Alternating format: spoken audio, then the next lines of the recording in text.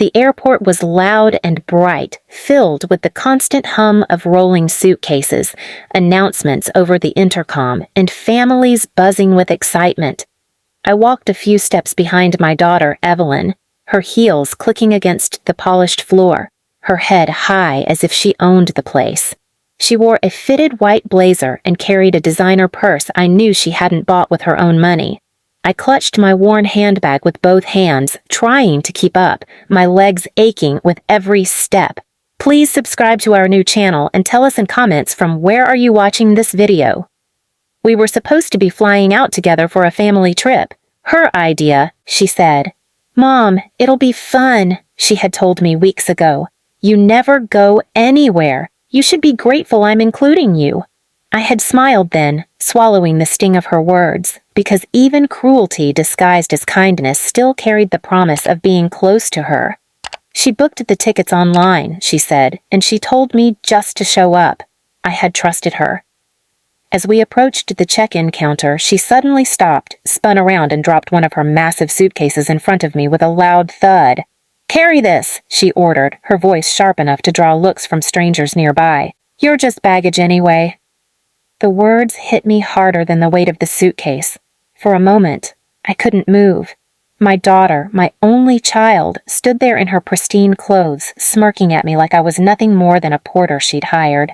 My cheeks burned, my eyes stung, but I bent slowly, wrapping my frail hands around the handle of her bag. The laughter of her husband, who stood a few feet away scrolling on his phone, cut through the noise. "Careful, she might actually collapse under that thing," he chuckled. Evelyn grinned and said, "She survived this long carrying dead weight. She'll manage." Around us, people stared, some shaking their heads, others pretending not to see. I wanted to vanish right there among the rolling bags and departure signs, but I stayed silent, dragging her luggage behind me as she strutted toward the counter, her hair bouncing, her voice high and proud. When we reached the desk, Evelyn leaned over, all smiles, handing her passport to the agent. She turned to me and said loudly enough for everyone to hear, "Don't mess anything up, Mom. This is important." The agent glanced at me with a flicker of pity, and for a moment I wanted to explain, to tell her I wasn't what Evelyn made me seem, but my throat was too tight, my pride too battered. Instead, I stood there quietly, clutching my bag, her suitcase beside me. Evelyn tapped her nails impatiently on the counter, barking at the agent about her seat preference. Her husband yawned. And I? I stayed silent, swallowing my shame, though my heart whispered something different. She thought I was baggage. She thought I was weak, useless, a prop to her shiny life.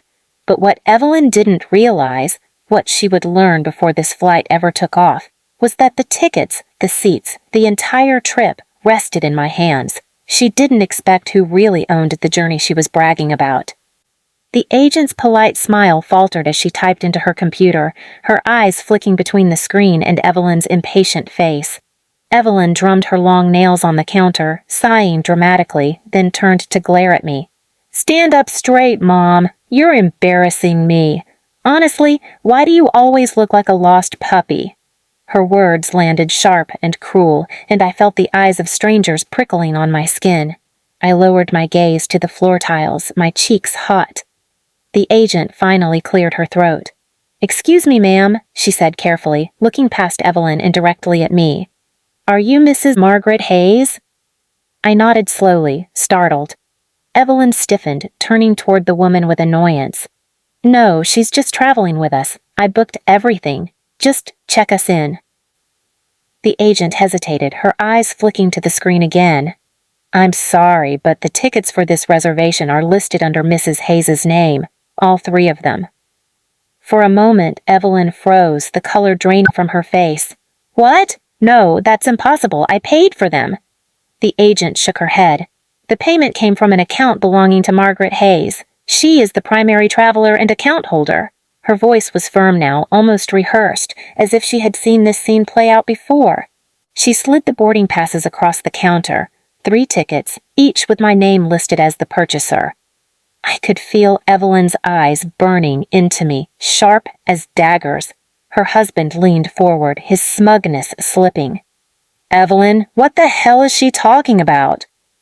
I stayed silent, letting the moment breathe, letting their panic grow roots.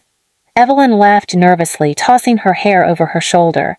Well, obviously, Mom's just the one who pressed the button online. She doesn't even know how to use a phone, let alone book a flight. This is ridiculous. But the agent only smiled politely. Regardless, ma'am, she owns these tickets. Any changes to seating, upgrades, or cancellations will have to be approved by her. The words lingered in the air like smoke. Evelyn's smirk cracked, her cheeks flushed with anger. She turned to me, her voice low and venomous. What did you do? I finally lifted my eyes from the floor, meeting hers. For the first time all morning, I let a small, steady smile touch my lips. I booked us a trip, I said simply. With my money, with my name, and without me, neither of you is going anywhere. Her husband muttered a curse under his breath. Evelyn's nails scraped against the counter as she tried to regain control, leaning down so close I could feel her breath. You think this makes you powerful? You think this changes anything? You're still nothing without us. You hear me? Nothing. But her voice wavered. For the first time, I saw fear flicker in her eyes. I turned back to the agent, my voice calm, almost sweet. Can you seat us separately, please? I don't think I'll be needing their company on this flight. The agent's lips twitched with the hint of a smile as she nodded, typing quickly. Evelyn's face went crimson, her husband whispering furiously at her side. I took the boarding passes in my hand, tucking them carefully into my bag, savoring the weight of them. They had called me baggage. They had laughed as if I were invisible. But now, standing in that bright airport with their panic simmering, I realized something. They weren't holding me back. I was the one holding the keys, the journey, the control. And the flight they thought would prove their superiority would instead prove their dependence. I stepped aside from the counter, my suitcase rolling easily behind me, leaving Evelyn frozen in her own humiliation. The echo of her words replayed in my mind. You're just baggage anyway. And all I could think was, baggage doesn't own the tickets. Boarding time came, and the tension between us was thicker than the airport air. Evelyn walked half a step behind me now, her heels clattering hard against the tiles, her husband muttering under his breath. She kept trying to snatch the boarding passes from my hand, but each time I pulled them closer to my chest, her face darkened a little more. Give them to me, she hissed once, low enough that only I heard. You'll embarrass yourself. You'll get lost. Just hand them over. I didn't answer. I simply kept walking, the passes clutched firmly, my back straighter than it had been in years. People streamed toward the gates, families herding children, couples pulling roller bags, strangers buzzing with excitement. And there we were. Evelyn and her husband trailing behind me like shadows, their arrogance slipping away with every step. At the gate, the agent smiled and took my pass first. Enjoy your flight, Mrs. Hayes. She handed it back with a warmth Evelyn had never given me. I walked through, my shoes clicking softly against the jet bridge floor, the cool air rushing against my cheeks. Behind me, I heard Evelyn snapping, "Check again! I booked the trip. That's my seat." But the attendant's reply was firm, polite. "I'm sorry, ma'am, but the reservation is under Mrs. Hayes. She has full authority." When they finally shuffled onto the plane, red-faced and fuming, I was already seated comfortably near the front. Evelyn paused in the aisle, blinking in disbelief. This is my seat," she spat, pointing at the ticket in her hand. The flight attendant glanced calmly and said, "No, ma'am, that seat belongs to Mrs. Hayes." I looked up, smiling faintly, and patted the armrest. "Hello, Evelyn. Looks like you're back there, in economy." The color drained from her face as she scanned her ticket again, her husband muttering curses. "This is ridiculous," she growled. But the flight attendant's polite smile didn't budge. "Ma'am, please take your assigned seat so we can depart." And so they did, shuffled down the aisle, their designer bags bumping into knees and elbows as they passed rows of strangers staring, whispering. Evelyn's cheeks burned crimson, her eyes shooting daggers back at me. For once, she wasn't the star of the show.